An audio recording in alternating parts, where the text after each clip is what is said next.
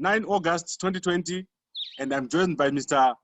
Brian Mubvumbi from the Democracy Restoration Party. How are you, sir? I'm all right, Mr. Gambakwe. How are you? Fantastic. And today we're going to be discussing and continuing from where we left off last week. You spoke about the action that you're going to take in November. And I want us to explain to the audience what is going to happen after your action has taken place in November. What is happening, Mr. Gambakwe, is that we have realized that there are so many strategies that have been employed in Zimbabwe to try and achieve democracy, to try and stabilize the country socially and economically, and every other strategy is not working. So as a people collectively, as the people, the children of Zimbabwe, we cannot just keep on repeating the same style and expecting different results. So we are saying come November, we are going to give the government of Emmerson Mnangagwa until November to put their house in order, to resuscitate the economy, to make sure the unemployment rate goes to normal levels, because currently it's over 90% unemployment rate, to make sure there is enough medication in hospitals and clinics, to make sure there is enough food security for the people of Zimbabwe. And we give him also up to November to stop the harassment of the citizens of Zimbabwe, the unjustified incarceration of citizens, and the abuse of the human rights. If that is not coming home, if he's not going to do that, from November onwards, we are going to embark on a serious strike that will force him to do the right thing, or to pave way for his resignation, which we all want. He can actually resign as of yesterday on the basis of failure and on the basis of human rights abuse. Okay, so let's say Mnangagwa steps down. What then? When Mnangagwa steps down, then we are able to sit on the table of brotherhood to see how we are going to resuscitate the economy, to see how we can work collectively as the children of Zimbabwe, not considering which political party a person is coming from. Then we are able to shed and share whatever we have from our country amongst the citizens.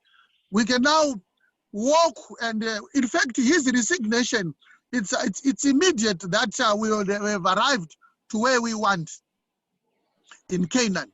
That's when we are going to reform the electoral processes, which I think right now is a very skewed setup. We still have legislations that does not allow the people to practice and perform freely. I'm talking about the ratified statutory instruments that allows public and security order, as well as the IPA. So all those things, we must see those things go. But that is only possible when Mnangagwa and his government is no longer at play. Okay, what structure are you going to put in place when Mnangagwa leaves? Then we are going to reach out to all civic organizations, all political parties, and form a national transition authority with the mandate to level the playing field. First and foremost, to put the Zimbabwe Electoral Commission in order, so that when people are going to vote, the environment will be free and fair. When people are going to vote, there wouldn't be any hiccups that will actually render the whole electoral process null and void. We don't want to participate in elections that are disputed every now and again. So I'm talking of here of a national transitional authority. That's when the national transitional authority is possible to really make a change that we all expect. Okay, who will be in charge of the national transitional authority? What other structures will be there?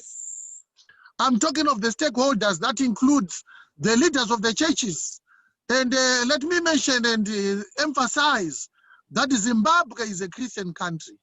And we have millions of people that are praying on daily basis for sanitation on the political arena. So we cannot formulate a government that is not in line with our culture of praying to God and Jesus the Almighty. So we want the leaders of the church, and we want the leaders of political parties, as well as other social groups, including the groups for women and the groups for child and women and child welfare. We want all those entities to be included in the new NTA setup. Okay, and for how long do you anticipate the NTA to be running the country? You see, it depends on when we are going to be ushering in that NTA setup, because we must always adhere to our constitution that gives 5 years for elections to be run. We don't want to continue with the NTA for an unspecified time. It may go between 3 to 5 years so that we can just kick into the next election after leveling the political field. Because the challenge that we have right now, like I've said in so many times, Mr. Gabakwe, our elections are not working. So to keep on thinking that elections will work, I think it's not being clever on our part. We need to understand that elections in Zimbabwe are not working on the basis of those particular elections being rigged. You understand? That is the challenge that we have. So whatever national transitional authority that we are going to be setting up, that includes all the stakeholders that I've said, with probably recommendations from regional bodies and continental bodies and the world at large, because we understand we are now living in a global community where everything is connected to the Internet of Things. So we want input from everybody so that we can start the collaboration and the coordination of all the peoples to make Zimbabwe a working machine again. Okay, under the current constitution, if Idi Mnangagwa was to step down, ZANU-PF would simply have to nominate another person to take over. How are you going to prevent that from happening? What is happening is very simple. There are 2 types of national transitional authorities that are possible in our scenario in Zimbabwe. The first national transitional authority is the one that has been talked about few hours ago and few days ago, whereby the ruling party of South Africa and the government, the ANC government, the ANC-led government has sent an envoy to Zimbabwe, that is Meleka Mbete and the other gentlemen, to go and try to profile a solution to the problems that we have. And that particular NTA has got a problem. It's a problem on its own, because any national transition authority that includes ZANU-PF and the incumbent Mnangagwa, for us is not accepted on the basis of what the political party has done as ZANU-PF. The record of ZANU-PF and the record of Emmerson Mnangagwa, the stealing of election, and mostly the killing of innocent civilians. So what we want to see is justice. Let me tell you, who is not coming from a tree, from a family tree? Who will fold his hands when his son or his daughter is killed? Mnangagwa, we know the last election, he gunned down over 17 people were gunned down. Never mind what happened in the past where he was directly involved. So really, according to from the perspective of the Zimbabwean society, to talk of anything that includes these murderers, these election riggers, it's not something that we are going to take lightly. There is a reason why the envoy has been sent to Zimbabwe. It's because of problems. But what one has to understand is the types of problems that we have. One has to understand people are being stabbed, people are being murdered, abductions is the order of the day. So to have anything that includes the same culprit for us is not fair on our part. Then the United Nations Declaration of the Human Rights, the 30-stacked charter that actually forbids gross human rights abuse, then we are not adhering to that. The first charter, or the first point of that charter, it says all have the right to life. Anyone who spills blood willy-nilly must be brought to book. That's why there is an establishment of the International Criminal Court, The Hague. If anything, that's where ZANU-PF and the leaders belong. So the second type of NTA that is possible is the one that excludes ZANU-PF and Emmerson Mnangagwa. That's why we are encouraging him to resign. So his resignation is the best foot forward. If Emmerson resigns and we kick in the National Transitional Authority that excludes ZANU-PF and him, then maybe there will be mercy from the people of Zimbabwe. We can say maybe let guns be bygones. Let bygones be bygones, you know, and then we can move forward. Otherwise, it's game on. We need to be demonstrating peacefully until we achieve our mandate. Okay, but still the Constitution of Zimbabwe does not have anywhere where it says there must be an NTA.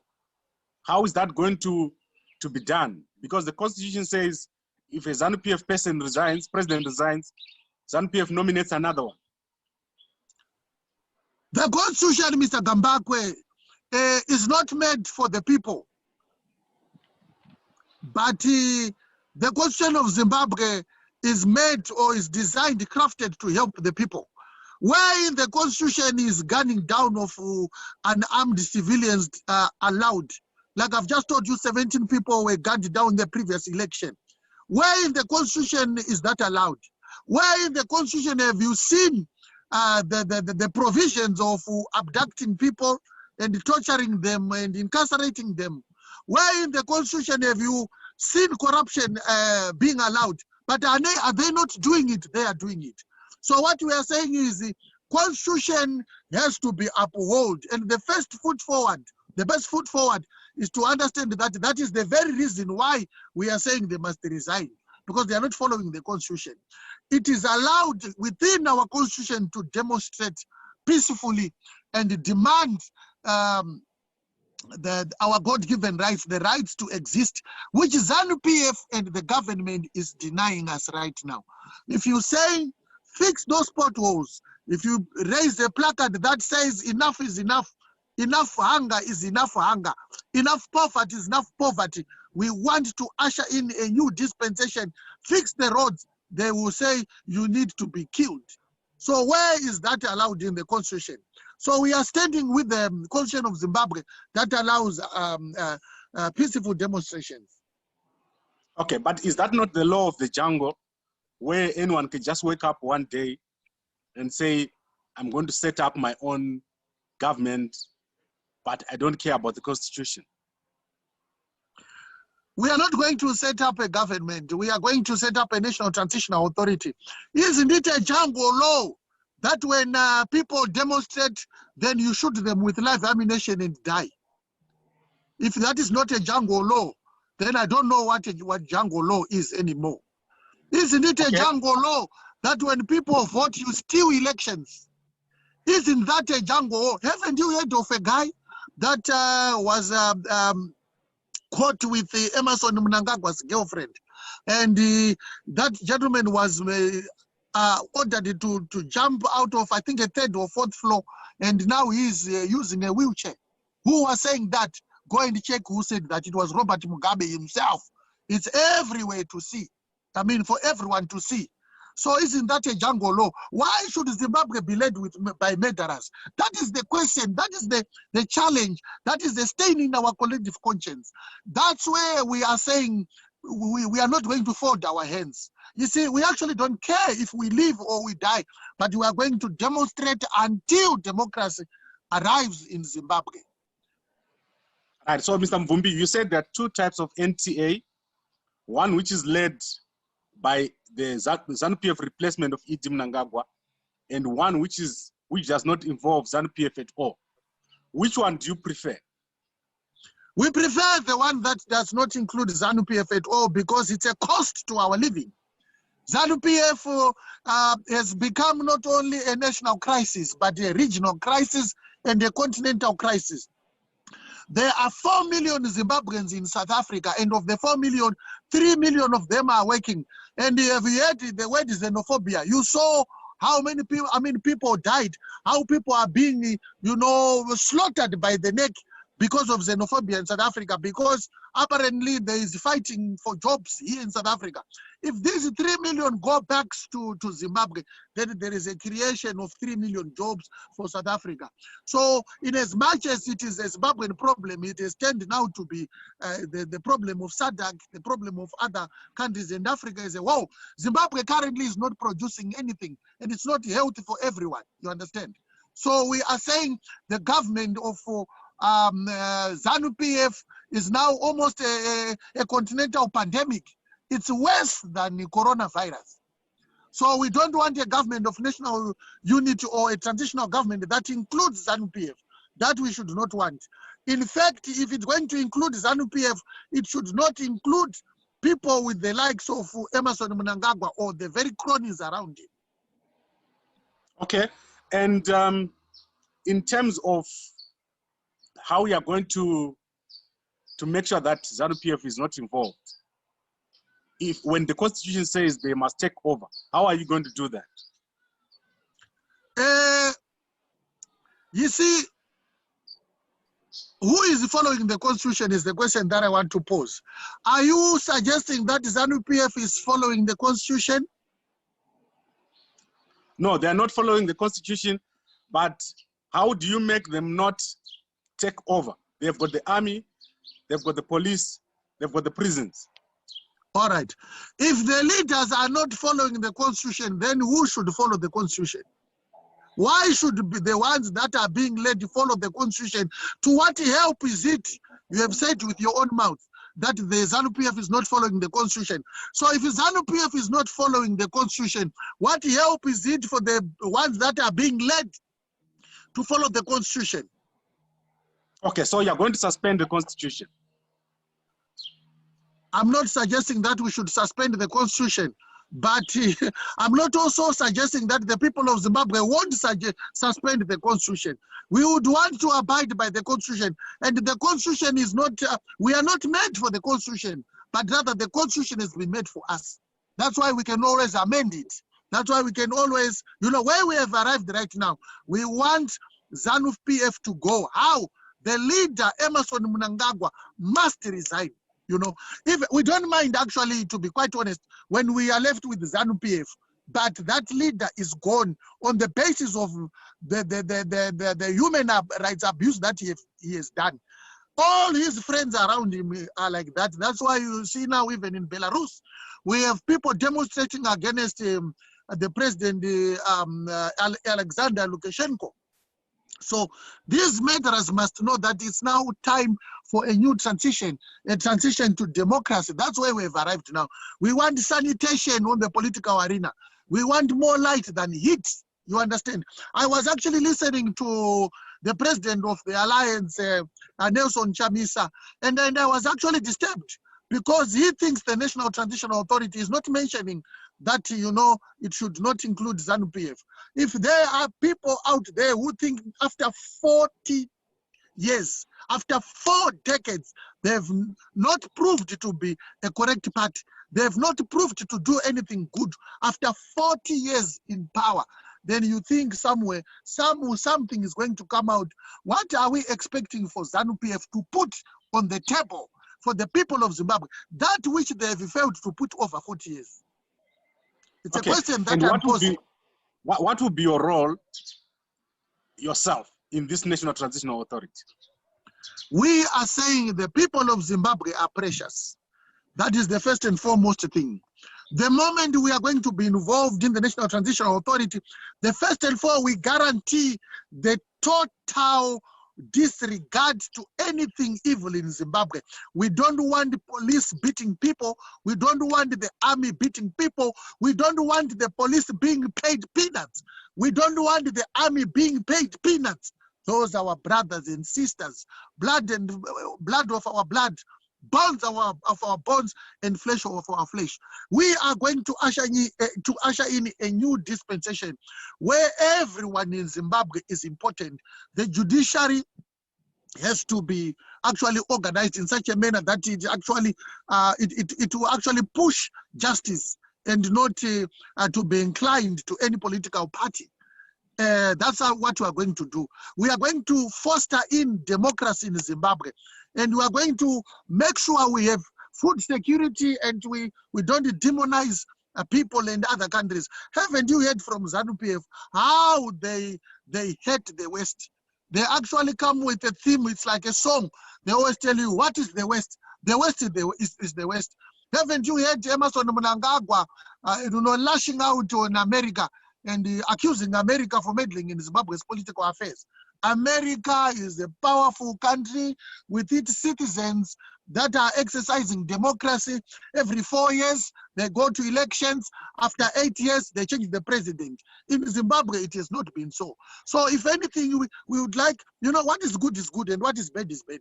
So we are using laser jet lenses to understand what is happening. And we think if we are going to be at play, we have so many friends from the West, the East, the North, and the South.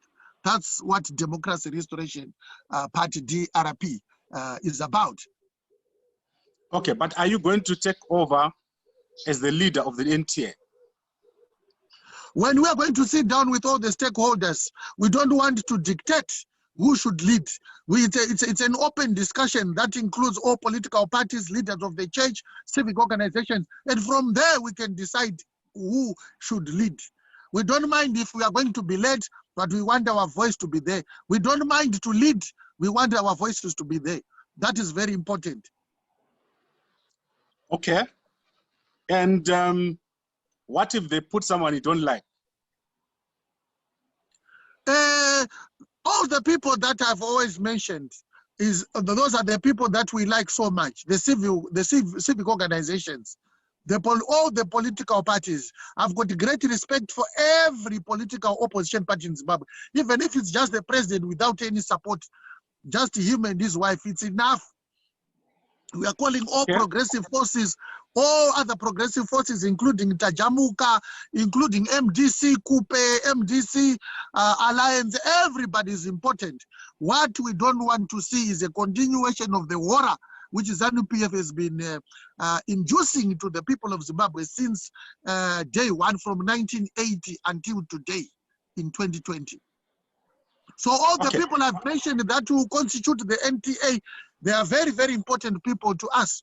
And I would like to put it across that there is a number that is going to be running down on my video. I'm actually calling for all opposition political parties to contact me so that we can have a date, that we can sit down and proffer a way forward for Zimbabwe. And we are also calling for all, even non-Zimbabweans, South Africans, Mozambicans, all the people of SADC to rally behind us with our idea of Zimbabwean Lives Matter, because it is a high time to make sure we organize ourselves in a manner that suggests the prosperity of SADC, the prosperity of Africa as a whole. We saw, like I told you last time, Honorable Gambagwe, the killing of one man was a concern. So if the killing of one man is the concern, how about the 17 people who were gunned down during our previous election in 2018? And now we expect the very same Emerson Mnangagwa, who killed 17 people. 17 people he gunned down, to also preside over the next election as the leader. We know they are rigging elections. That is not, it's not a secret. So we are saying Zimbabwean Lives Matter. Let's all gun down for a suggestion that says Zimbabwean Lives Matter.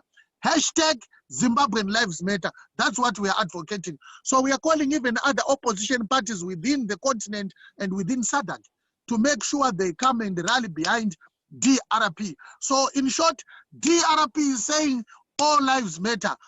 Any transitional authority that includes ZANU-PF is a cost to democracy, is a cost to the region and the continent at large. Okay. So I want us to go back to what you just said about Zimbabwe Lives Matter. Yes. What was your role in establishing or setting up the hashtag Zimbabweans Lives Matter? You see, I'm the president of Democracy Restoration Party, DRP. But I work collectively with all the leaders. It was within our leadership. There is a young man by the name of Ernest Kanyeta. He is the one who came up with the idea, and he sold the idea to the party. And you can check even on his Instagram. He has been going all out to make sure that idea, goes out. So we are actually the architect. We started the Zimbabwean Lives Matter, and it went viral. So from there, other people joined, celebrities joined, and I want to thank all the celebrities in South Africa and the world over, who are even many Zimbabweans on their profiles on Instagram, on Facebook, on Twitter. They are saying the same thing, Zimbabweans Lives Matter, but this is a product of DRP. So that's how strong we are. That's how we have faith within our people. And I'm telling you, when DRP comes to play, our streets won't be the same. Our politics is not going to be the same. Our lives will be transformed. Right, that's fantastic, Mr. Brian Mubvumbi. I'm very, very interested in knowing what is going to happen after Idi Mnangagwa has left. And I'm also very interested in knowing about how Zimbabwean Lives Matter started. Most people did not know that you guys started this trending hashtag. And this is very, very interesting information. I want us to bring this to an end and look at what has been happening with G40. They've been openly requesting to assist in mediating the issues in Zimbabwe. They wrote a letter to the ANC, and today we also found out that they wrote a letter to all the liberation movements. Do you think a solution can come from within ZANU-PF? Where did they get the money to buy ballpoints and paper and ink to write those letters or emails? That money was swindled, was stolen from Zimbabwe. These are the people who were working in cahoots with Robert Mugabe. They participated in bringing us to where we are as a country. They eroded everything until that political party, the center, could not hold, and it broke into two. We also, understand that we must be a forgiving nation. We actually forgive. But to think that, that they will not repeat what they've done, in our vernacular, there is a proverb that I like so much, that is so correct, that says, "Chakatanga ndo chakachenjeza," which means something that you have started. If you do something, you are more likely to do it again.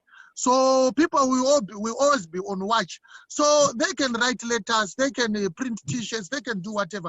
That's the very same Kasukwere whose house was doing social circles. He built a house of 50 bedrooms, bigger than most clinics in Zimbabwe, with the money that they were stealing from the national fiscus. So for us to even think that they should be part of the change that we all anticipate, I'm telling you, if I will tell you that we want the G40 to be back again, the people of Zimbabwe can actually condemn DRP as a party. We want them as citizens, we want them to enjoy. We may forgive them, depends on what the people decide in the future. But they are not of any relevance, really. And anyone who is sitting down with them to discuss the way forward, they're actually pressing the wrong buttons. We don't recycle criminals. Look, there are people who are in prison right now for breaking the law, according to our constitution. Some of them are accused for trapping wild animals like the porcupine or the springboks and so on and so forth. They are rotting in prisons, whilst those people who have murdered people are walking scot-free. So really, I don't think they constitute anything relevant. People don't want to see them. They must just pray that when we get into the power, we'll put it to the. We want a participatory democracy. When people say let bygones be bygones, then they can always. But they must enjoy life. We don't hate anyone, but we don't think they are of relevance to the future of our country. Okay, the last question I want to pose to you is, what would you do if you meet resistance? You said you're going to be leading this operation or demonstration in November. What do you do if someone comes at you armed? It's not the question of if they come to us armed. They've always been coming to us. I've just mentioned the 17 people gunned down. The Gukurahundi saw 20,000 people, mostly children and women, perishing on the hands of the armed forces. So they've been always coming. But I'm giving them a warning that they should not try anything funny, because this is not a DRP. It's not a DRP movement. This is not an MDC movement. This is the movement of all progressive forces that we are leading now from November. We are not saying we will do one day. November is the D month. It is the month that we are going to be on the streets of Zimbabwe from a certain day that we will announce before November. From that November day moving forward, if we have 10 people in Zimbabwe, there is a particular point where we are going to say, let's all go to this point. And we are saying all the doctors of Zimbabwe must be geared enough to work and help the people, because we'll be having pregnant women there. We'll be having people with diseases and so on. And the coronavirus is still within us. We'll be doing testing stations at that particular center. But we want everybody from Zimbabwe and the world over who wants to buy into this project. That is the only way we are going to demonstrate that Emmerson must resign, on the basis of what he has done personally and as the basis of what his government has done to the people of Zimbabwe for the past 4 decades. So we are saying from November going onwards, the number of people at that Center X that I've just mentioned will only swell. It will swell by the day, by the hour, by the month, until the whole country, collapses. We are going to make sure we demonstrate until Emmerson does the right thing. And as far as the interpretation of the right thing to us is concerned, it is his resignation. We don't want him anymore. It's not a secret. We are not going to be expecting anything less than the resignation of Emmerson Mnangagwa. But from now to November, if he can stop the harassment of the Zimbabwean citizens, if he can stop the incarceration of political activists, if he can come and clear and apologize for the murdering of the people, the Gukurahundi, which he doesn't even mention, if he makes sure the unemployment rate goes from over 90% to normal levels like other countries, we understand there's been an upsurge of the unemployment rate worldwide because of coronavirus, but it should be within around 30-20% unemployment thereabout. If it can drop drastically before November, then we are going to be changing the tune and say, hey, our leader, we want Emmerson to finish his term, and we thank him so much for doing such a wonderful job. He must bring the inflation rate to a single figure, because right now it's over 700%. You need to bring it to a single figure. We want the quantitative indicators they always talk about to be reflective of the social indicators. We want the people to have jobs, the creation of jobs. If he doesn't bring that before November, then in November is the D month with a certain X marked place in Zimbabwe, where we are all going to throng and make sure we demand our God-given rights to live within our space. Like what my sister has said, I've got great respect for Nangarembra, who said we cannot be subjects of our government, but we are citizens of our country. That's exactly the message. Zimbabwean Lives Matter. Thank you, Honorable.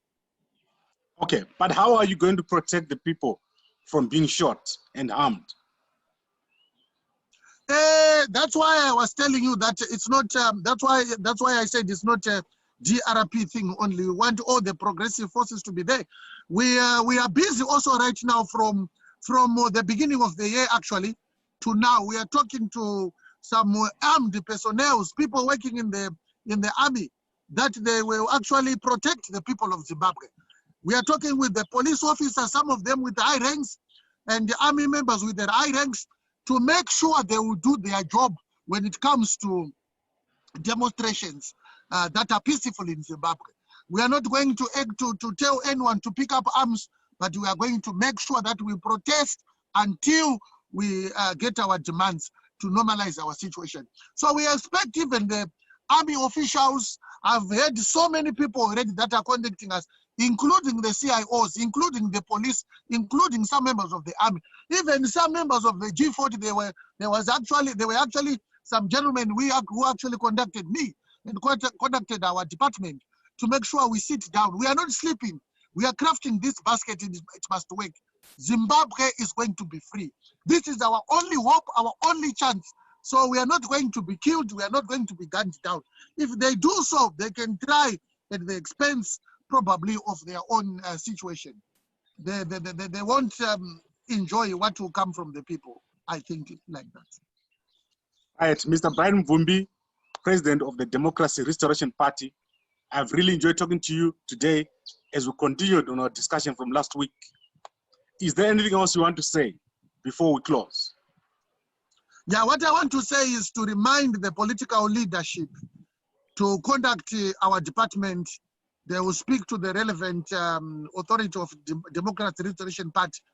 I'm talking of all political party players, the leadership in Zimbabwe, and the non-Zimbabwean, whether South African, Mozambican, other political party leaders, whether they are in government or they are in opposition, to contact us so that we can work together with this hashtag Zimbabweans Lives Matter, because it's got a sister to it.